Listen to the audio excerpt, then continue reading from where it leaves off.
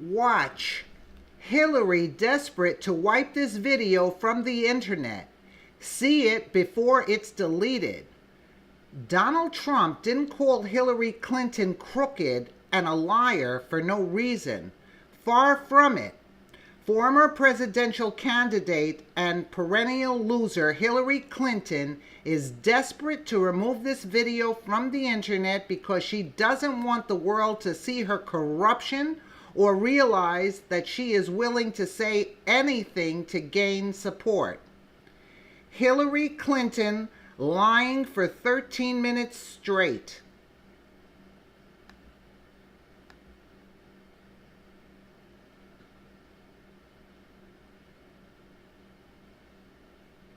You were against same-sex marriage, now you're for it. You defended President Obama's immigration policies, now you say they're too harsh. You supported his trade deal dozens of times. You even called it the gold standard. Now, suddenly last week, you're against him. Will you say anything to get elected? Well, actually, I have been very consistent over the course of my entire life. I have always fought for the same values and principles. Do you think New York State should recognize gay marriage? No. No. Okay. I believe that marriage is not just a bond, but a sacred bond between a man and a woman. I have not supported same-sex marriage. I've supported civil partnerships and contractual relationships. I support marriage for lesbian and gay couples. I support it personally and as a matter of policy and law. So you're saying your opinion on gay marriage changed, or you changed your mind? You know, I have to say, I think you are being very persistent, but you are playing with my words and playing with what is such an I'm just trying to clarify issue. so I can understand. No, I don't think you are trying to clarify. I think you're trying to say that, you know, I used to be opposed and now I'm in favor and I did it for political reasons, and that's just flat wrong. So let me just state what I feel like you are implying and repudiate it. I have a strong record. I have a great commitment to this issue, and I am proud of what I've done and the progress we're making. Yeah, I'm sorry, I just want to clarify what I was saying. No, I was saying that you maybe really believed this all along, but, you know, believed in gay marriage all along, but felt for political reasons America wasn't ready yet and you couldn't say it. That's what I was thinking. No, that is not true. It really is great how long you've supported gay marriage. Yes. I could have supported it sooner. Well, you did it pretty soon. Could have been sooner. Fair point. Just in July, New Hampshire, you told the crowd you, quote, take a backseat to no one when it comes to progressive values. I take a backseat to no one when you look at my record and standing up and fighting for progressive values. Last month in Ohio, you said you plead guilty to, quote, being kind of moderate and center. Do you change your political identity based on who you're talking to? No, I think that, like most people that I know, I have a range of views, but they are rooted in my values and my experience. You know, I get accused of being kind of moderate, center. I plead guilty. Just for the record, are you a progressive or are you a moderate? I'm a progressive. Going through the emails, there were over 60,000 in total sent and received. About half were work-related and went to the State Department, and about half were personal, that were not in any way related to my work. When you speak to the public, you say, I turned over everything. That's, for the most part, a direct quote.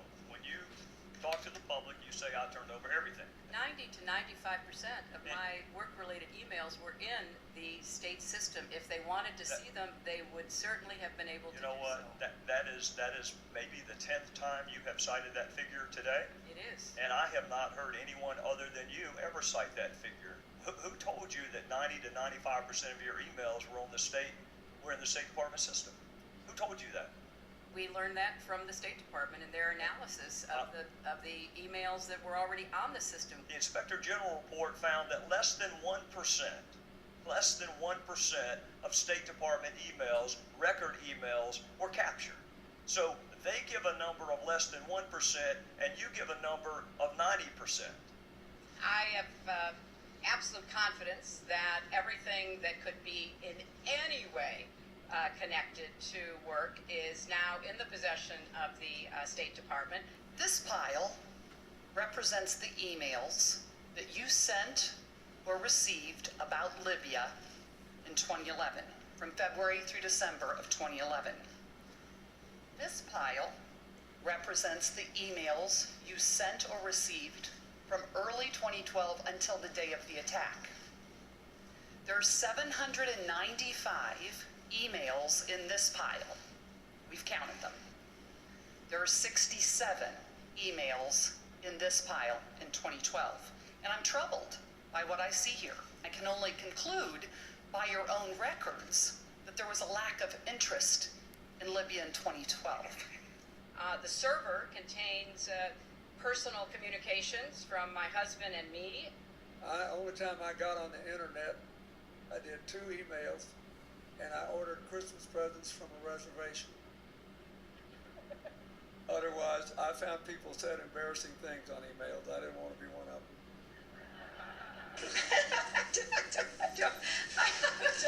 I mean, and how many angels dance on the head of a pin? I have really nothing to. I mean, how do you answer that?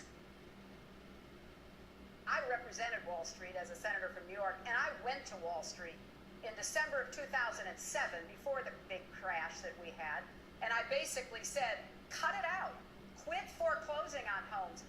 Quit engaging in these kinds of speculative behaviors. Now, who's exactly to blame for the housing crisis? I think there's plenty of blame to go around.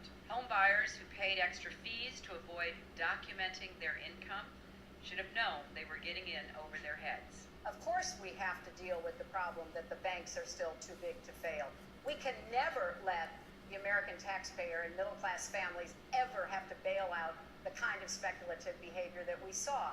But we also have to worry about some of the other players. AIG, a big insurance company, Lehman Brothers, an investment bank. There's this whole area called shadow banking. That's where the experts tell me the next potential problem could come from. So I'm with both Senator Sanders and Governor O'Malley in putting a lot of attention onto the banks. And the plan that I have put forward would actually empower regulators to break up big banks.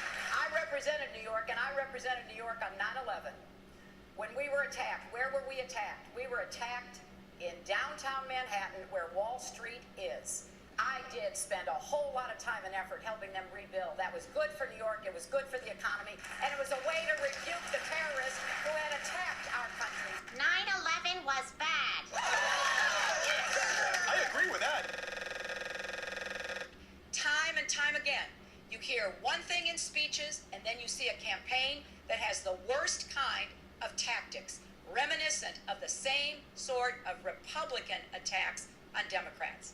Well, I am here to say that it is not only wrong, but it is undermining core democratic principles. Since when do Democrats attack one another on universal health care? I've looked at the legislation that Senator Sanders has proposed, and basically he does eliminate the Affordable Care Act, eliminates private insurance, eliminates Medicare, eliminates Medicaid, TRICARE, Children's Health Insurance Program. Just because Senator Obama chose not to present a universal health care plan does not give him the right to attack me because I did. So let's have a real campaign. Enough with the speeches and the big rallies and then using tactics that are right out of Karl Rove's playbook. This is wrong, and every Democrat should be outraged. The Democratic Party in the United States worked since Harry Truman to get the Affordable Care Act passed. So shame on you, Barack Obama. It is time you ran a campaign consistent with your messages in public. Hillary Clinton's attempt to tout her foreign policy experience hounded her again on the campaign trail today. I made a mistake in describing it. She claimed she misspoke last week and was sleep deprived when she described landing under sniper fire in Tuzla, Bosnia, something that didn't happen. But CBS News has found several times in the past few months when Senator Clinton used the Bosnia trip to try to show her international experience. December in Iowa. We landed in one of those corkscrew landings, and ran out because they said there might be sniper fire. I don't remember anybody offering me tea on the tarmac when that was happening. Then in February, The welcoming ceremony had to be moved inside because of sniper fire. and last week. I remember landing under sniper fire. We basically were told to run to our cars. Now that is what happened. Differing accounts of your trip to Bosnia, and I'm wondering if you can clarify. I know you recall, ducking under sniper fire, and Sinbad, in his account, who was on the trip, he said that the most dangerous part was remembering where he was going to eat next. He's a comedian, Jeff. He's a comedian. So you actually recall, hearing gunfire, and were you When we were flying into Bosnia, we came in a evasive maneuver. There was no greeting ceremony, and we basically were told to run to our cars. Now that is what happened. After CBS News video showed what really happened when she landed and greeted officials, Senator Clinton maintained there were risks, but explained to the Philadelphia Daily News why she was seen on the Bosnian tarmac greeting a young child if it was really so dangerous. I was also told that the greeting ceremony had been moved away from the tarmac, but that there was this 8-year-old girl, and I said, well, I can't rush by her. I've got to at least greet her. So I greeted her, I took her stuff, and I left. Now that's my memory of it. Good to see you. Once again, her memory doesn't match our videotape. She and her daughter Chelsea lingered on the tarmac to greet U.S. military officials. Took photos. There was the group of 7th graders on the tarmac too. And then Senator Clinton walked to the armored vehicle where she did eventually duck and enter. It was one of the highlights of President Clinton's first term, passage of the North American Free Trade Agreement, also known as NAFTA. Critics blame NAFTA for the loss of manufacturing jobs in industrial states including Ohio and Pennsylvania. Hillary Clinton helped get NAFTA approved. She held at least 5 meetings to strategize about how to win congressional approval. She helped the White House block opposition from labor and environmental groups, and she was the featured speaker at a crucial meeting. Participants in that event said, quote, her remarks were totally pro-NAFTA. There was no equivocation for her support for NAFTA at the time. I have been a critic of NAFTA from the very beginning. My concerns about NAFTA expressed years ago have been well documented and verified. I didn't have a public position on it. I have spoken consistently against NAFTA. And if you look at what I have been saying, it has been consistent. I have been consistent. You can go back and look at from the very beginning. I was one of the voices in the administration warning about NAFTA. You said it was good on balance for New York and America in 2004, and now you're in Ohio, and your words are much different, Senator. The record is very clear. Well, you don't have all the records because you can go back and look at what I've said consistently. Oh, I think that everybody is in favor of free and fair trade, and I think that NAFTA is proving its worth. I think on balance, NAFTA has been good for New York and America. Was NAFTA a mistake? NAFTA was a mistake to the extent that it did not deliver on what we had hoped it would. Your opponents are saying that that's really part of a larger pattern with you, that you often avoid taking firm positions on controversial issues.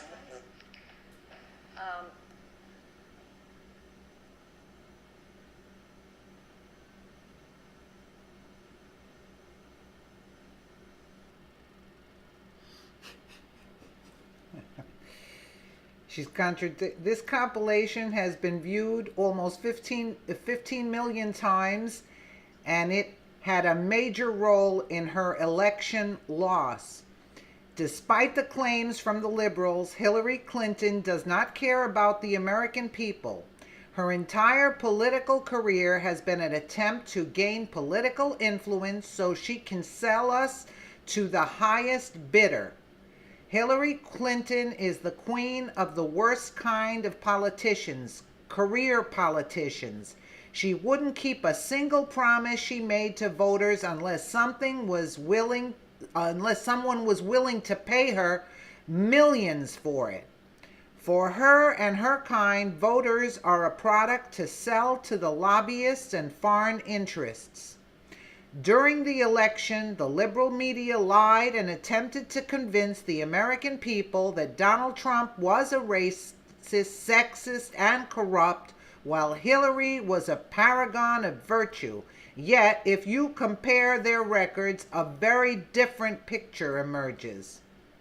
While Donald Trump has been around politics for a long time, he has never been an insider. This is why the establishment on both sides worked so hard to defeat him, because they knew his promises to drain the swamp was genuine, and this terrified all of them. Hillary, on the other hand, couldn't wait to keep all of her establishment buddies in power. Donald Trump promised to actually take concrete steps towards improving our inner cities and truly addressing the problems Black Americans are faced with. Hillary Clinton, while acting as First Lady, compared inner city youth to dogs that need to be brought to heel. Quote, "The mainstream media ignored Hillary's faults because it was her turn. Liberals and the Clinton campaign itself knew they could not win the election on the merits of their policies, so they resorted to baseless accusations of bigotry levied against Donald Trump. Unfortunately, many Americans bought into the lies. Thanks to the videos like these, we can counter the dominance of the liberal mainstream media. It is much easier to convince people through demonstration, and this video clearly demonstrates who Hillary Clinton really is. We are lucky the liberal media failed to completely brainwash the American people. Our country could have not survived 4 more years of corrupt Democrat career politicians. And I think it's time to drain the swamp, as Donald Trump says. Thank you for watching. Let us know how you feel. Give it a thumbs up if you agree. Thank you.